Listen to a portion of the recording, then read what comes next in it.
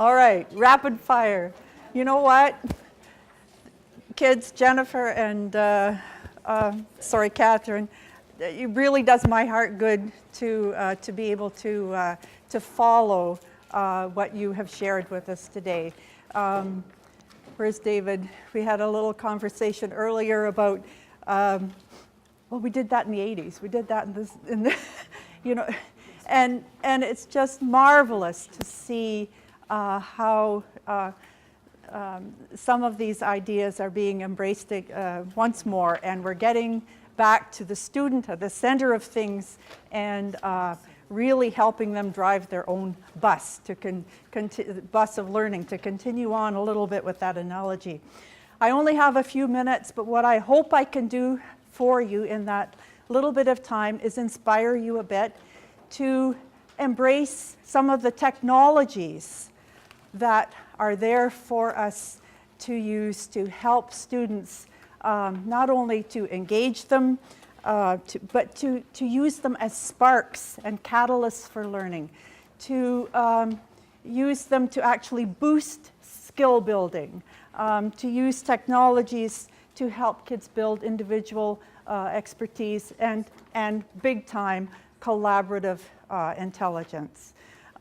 These are areas that we're moving in, there are so many great ideas in all of our publications. Now, if we can put them in context with where kids are, because that's where we need to be. We need to make it real for kids. So, because of the time constraints, what I did was built a little website for you. And it's on the handout, so if you have your own device with you, you could go there now if you wanted to, or wait and have a look later. This little talk today was an inspiration for me to finally get something built, because I do take all of the strategies from QTAS and Building InfoSmarts and use them in different ways with technology. So we'll just have a little bit of a look. My screen is black, but I hope I can whoops. And I have a stiff neck. Okay, all right. So encouraging curiosity, the girls talked about that a few minutes ago, about sparking curiosity. And the internet is absolutely filled with all kinds of inspiration for us. And historical photos, videos, cartoons, all kinds of things. It's not going to show for me. Okay, I hope it shows on your, is it coming? Okay, great.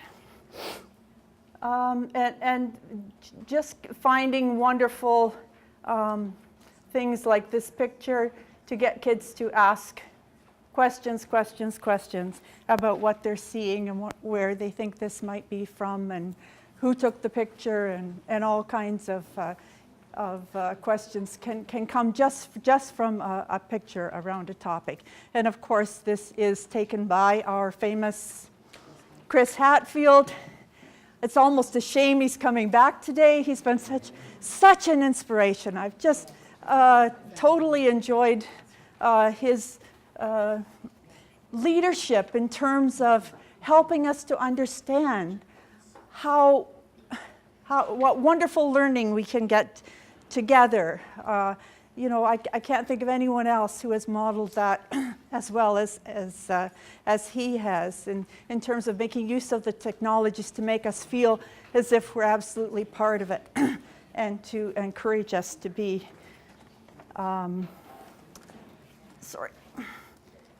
encourage us to be, you know, to get into learning with technologies. Of course, there are all kinds of different strategies for questioning, and again, the internet is full of lots of ideas, never mind QTAS. But really, really happy to see so many new ministry documents coming out now with a focus on questioning. If you haven't had a look at the new adolescent literacy document, there's a whole section on questioning. So it's not only the right thing to do, it's an important thing for us to be doing, is helping kids to own the question. And I'm just going to share with you a quick strategy that is built around the idea of the question builder chart, which is in Q Tasks. And I'm going to follow up with Larry's work today. I don't know, how many of you know the book, Not My Fault? Yeah. Not very many people, so I need to share it just quickly. You don't need to see the pictures because they're basically all the same as this little picture that I'll oops. Oh dear. Sorry, if I didn't have a stiff neck and a blank screen, it wouldn't be so hard.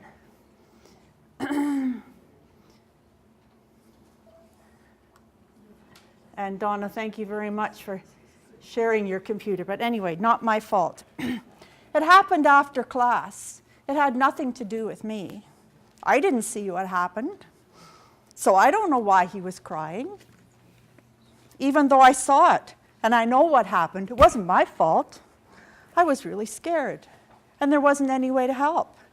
So I just stood there and watched. A lot of people were bullying him. I couldn't stop them all by myself. You can't blame me. A lot of people hit him. Actually, everybody hit him. I hit him too, but only a few times. I didn't hit him first. Someone else hit him first, so it wasn't my fault. So was I wrong?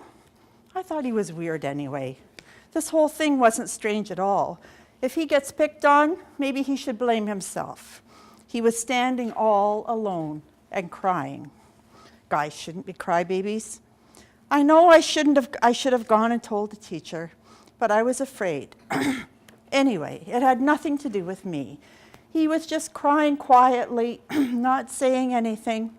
Everyone acted like nothing happened. He didn't say anything, so we just stood on the side and watched. He should have shouted for help. I hit him too, but it doesn't matter. Everyone was hitting him, so you can't blame me. Does it have nothing to do with me? Is the question that the author leaves us with, and then followed up with very, very powerful black line pictures of war and violence and accidents, pollution, etc. I'll pass it around in case you haven't seen it before. So now, having built background, you're ready to ask lots of powerful, deep questions. And so now I could give you the question builder chart, and you could practice building some questions using those question prompts. Of course, this is an old idea built around the work of Chuck Wiederhouse back from the 80s. But now let's just kick it up a notch, and instead of just using a piece of paper, we're going to teach kids how to, this is loading pretty slow, how to develop those questions on a Google spreadsheet. And can you think of some of the advantages of kids building questions on a Google spreadsheet? Think about the spreadsheet looking just like the question builder chart that you have there. Because this happens in real time. If we had the time, you could see the power of it, where everyone is building questions, and the other people's questions are popping up, and it's becoming very, very, very, very powerful then. Then we get into that area of really collective knowledge building. Okay, here's one that a group did a while ago, and of course the different quadrants are important too, and we want to get questions down in that lower quadrant where we're looking at creativity and invention and so forth. But don't overlook the questions that come from the who, what, when types of question starters too, because here we see a very powerful question up in that quadrant. Even though that's usually a knowledge building type of question, that child is thinking, what can I do about global warming? Now that's a very high level inquiry question where kids are taking ownership and and wanting to embrace real world problems. Okay, so that's just quickly take some of the ideas in QTAS. Think about the collaborative tools that we have, the Web 2.0 tools the girls mentioned, the Post-it type of programs that we have, the one that used to be called Wall Wisher that's now Padlet, where kids can actually create the questions on sticky notes in a digital environment, and then they can manipulate them around in little groups and so forth. Very, very, very powerful and real world for kids. So that site is for you to use and share and, and spread. I hope to build a lot more on it. Now, as well as questions, of course, along with questions come answers, right? So when I saw this book in a little shop a few months ago, I just had to buy it. It's called The Book of Answers.